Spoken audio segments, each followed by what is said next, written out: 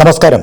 ബലൂചിസ്ഥാനിൽ ഈ അടുത്ത ദിവസങ്ങളിൽ ബലൂചിസ്ഥാൻ ലിബറേഷൻ ആർമി പാക് സൈനികർക്ക് നേരെയുള്ള ആക്രമണങ്ങൾ വർദ്ധിപ്പിക്കുന്ന വാർത്തകളാണ് പുറത്തുവരുന്നത്. ഗ്വാദർ ജില്ലയിലെ പാസ്നിയിൽ പാകിസ്ഥാന്റെ ചാരസംഘടനയായ ഇന്റർ സർവീസസ് ഇന്റലിജൻസ് അഥവാ ISIയുടെ ഉദ്യോഗസ്ഥനെ കൊലപ്പെടുത്തിയതിനും ബലൂചിസ്ഥാനിലുടനീളം നിരവധി ആക്രമണങ്ങൾ നടത്തിയതിനും ബലൂചിസ്ഥാൻ ലിബറേഷൻ ആർമി ഉത്തരവാദിത്തം ഏറ്റെടുത്തു.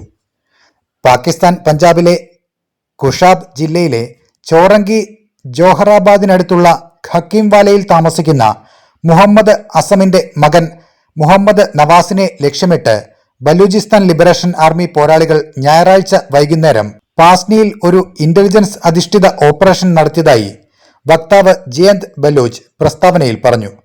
പ്രസ്താവന പ്രകാരം ഗ്വാദറിൽ നിലയുറപ്പിച്ച ഒരു ISI ഉദ്യോഗസ്ഥനായിരുന്നു മുഹമ്മദ് നവാസ്.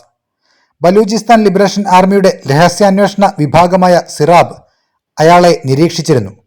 പാകിസ്ഥാന്റെ പിന്തുണയുള്ള ഡെത്ത് സ്ക്വാഡിലെ അംഗങ്ങളുമായി ഒരു വാഹനത്തിൽ സഞ്ചരിക്കുന്നതിനിടെ വൈകുന്നേരം 7 മണിയോടെ പാസ്നി നഗരത്തിലെ മസ്കാൻ ചൌക്ക് സെമിത്തേരിക്ക് സമീപം റിമോട്ട് കൺട്രോൾ സ്ഫോടനം ബലൂചിസ്ഥാൻ ലിബറേഷൻ ആർമി നടത്തിയതായി റിപ്പോർട്ടുണ്ട്.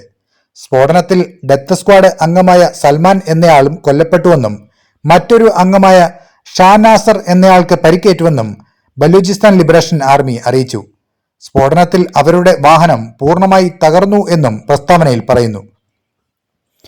ISI ഉദ്യോഗസ്ഥന് ബലാജ് എന്ന പ്രാദേശിക ഡെത്ത് സ്ക്വാഡ് നേതാവ് പാസ്നിയിൽ സഹായം നൽകിയിരുന്നതായി ബലൂചിസ്ഥാൻ ലിബറേഷൻ ആർമി ആരോപിച്ചു. മറ്റൊരു ഓപ്പറേഷനിൽ കെച്ച് ജില്ലയിലെ സമുറാനിലെ ജാംകി ടാങ്ക് പ്രദേശത്ത് ബലൂചിസ്ഥാൻ പോരാളികൾ സ്നൈപ്പർ ആക്രമണം നടത്തിയതായും ഒരു പാകിസ്ഥാൻ സൈനികൻ കൊല്ലപ്പെട്ടതായും ജിയാന്ത് ബലൂച്ച് പറഞ്ഞു.